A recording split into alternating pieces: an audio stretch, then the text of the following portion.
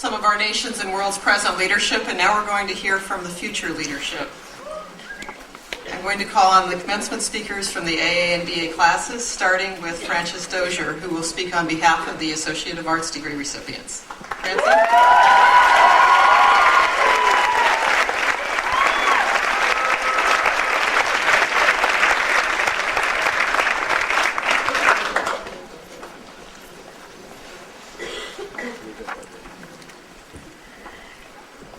During my time at Simon's Rock, I've been fortunate enough to discover what I will call the Simon's Rock waterfall. It's the one just behind the classrooms, and during the fall and spring is shielded from view by the trees. It isn't huge, surrounding rocks. For me, it exemplifies peace and wonder. I was lucky enough to stumble upon this waterfall in the fall of my first year. At that point, I was thrilled to find a place where I could sit and let the sound of rushing water drown out the pressures of thinking coherently. While sitting on a pretty little bench right beside the water, I let my mind wander, and I often begin to think of all the things that I'm thankful for. Usually I end up smiling, because I remember how truly blessed I am to have had an opportunity to be a student at Simon's Rock. Once, when sitting by the water, I realized that our time at Simon's Rock can be represented by this waterfall. The waterfall has a pulse of its own, just like all Simon's Rock students. And the waterfall rages, but mostly in a friendly and positive way. In some places, the water is white and rushing, and other places it settles itself between the rocks for a while. It has a mind of its own as it tumbles over the mossy stones and then finally settles down to wind its way through the trees. There are several aspects of Simon's Rock that allowed me to make this connection. It's been said time and time again, the community makes Simon's Rock the wonderful place that it is. The students here are amazing. We take pride in each just by being classmates. As a student representative and tour guide for the admissions office, I'm quick to list the national awards, amazing theses, and special talents of my classmates. And yet we still embrace our individuality. At Simon's Rock, we take pride in what makes us different, where in high school, I found that people strive for conformity. The emphasis on individuality at Simon's Rock has allowed me to fine-tune myself, to solidify my morals, find my beliefs, and become a knowledgeable and creative being. I think that other students here have had similar experiences over their years at Simon's Rock. Another aspect of Simon's Rock community that makes the experience so amazing is the kindness, understanding, and dedication of the faculty, staff, and professors. My professors often know me better than I know myself. When I give an incoherent or incorrect answer in class, they don't just give up on me or move on to the next volunteer. Instead, they usually dig at my response and often help me find a better answer on my own. Therefore, instead of being embarrassed by a silly mistake, I'm confident in a new understanding of the material. Professors also do everything they can to help us succeed in their classes. I will never forget the frantic 2 a.m. emails I sent the night before exams. They were willing to help. At another school I attended during the summer, the professor was surprised to find me waiting outside his door during his office hours, but this was simply routine for me. At Simon's Rock, I not only go to professors' office hours, but I can remember following several professors to the dining hall and having them explain a particular problem to me over lunch. The faculty, staff, and professors are also our advocates. One of my professors took it upon himself to email the Dean of English Department at a transfer school twice to make sure that our freshman seminar course counted as their freshman English.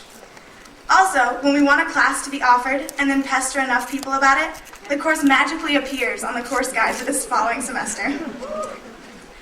I have never felt helpless or lost in a crowd while at Simon's Rock. How many people at universities with 10,000 or more can say that? I found that the faculty, staff, and students also treat each other as equals. We were never treated as 16-year-olds. And it was once said that the assumption is just as valuable sitting across the table from me. This is a truly phenomenal assumption, and one that I doubt is present in many other institutions. I believe that this allows for us to think of ourselves as adults, and also to begin to realize that we're scholars. Despite the fact that we came to college 2 years earlier, I would say that we are more in touch with the purpose of college than many other college students. College is where individuals come together to share knowledges and experiences and grow together. As students at Simon's Rock, we're able to avoid the typical college student role and take on a much more fulfilling and productive one. We aren't afraid to talk about the subjects we are covering in class outside of classes. In fact, for most of us, the subject matter of our classes is one of our main topics of conversation. At most other schools, I believe that the main focus of the student body is the nightlife or the next big party. At Simon's Rock, I've spent several Friday and Saturday nights in a study lounge with other students talking about our classes, passions, and frustrations.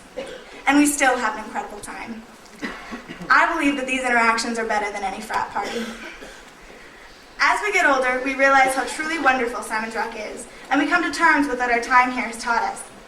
It was here that I failed my first test and pulled my first all-nighter. But I cannot think of a better. Maybe now it's clear why I made the connection between our time here and the Simon's Rock waterfall. We rage and find a pulse, a flow for ourselves while we're here. This pulse makes us who we are. It's our strengths, weaknesses, and our passions. We find this flow through our interactions with a spectacular community of students, staff, and professors. And we carry on with this flow into the woods and into the world, where we will wind and bend and get farther and farther away. But we will never forget our time at the waterfall. Of millions. Ugly penthouses built only last year sell for tens of millions. CEOs in business regularly earn many millions, and the consumption of luxuries from yachts to jewelry surrounds us constantly. Margaret McGarry Dobbins.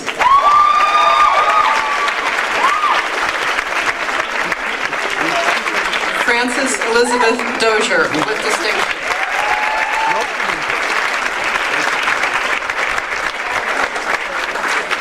Leela Catherine Duncan.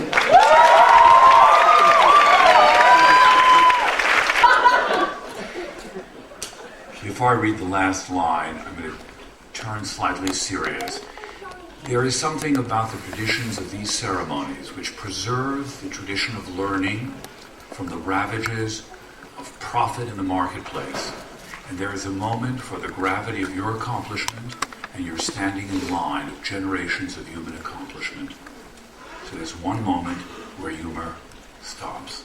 In testimonium hoc diploma, tibi solemniter trado. I've given you this diploma in solemn honor and in that tradition. Congratulations to you all.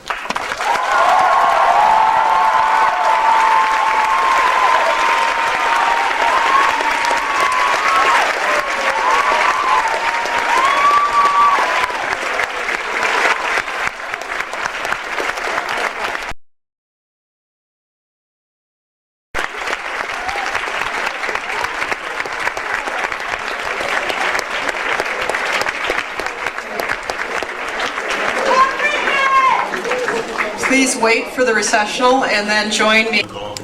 Goes our prayers, your parents' prayers, and our best wishes for the rest of your life.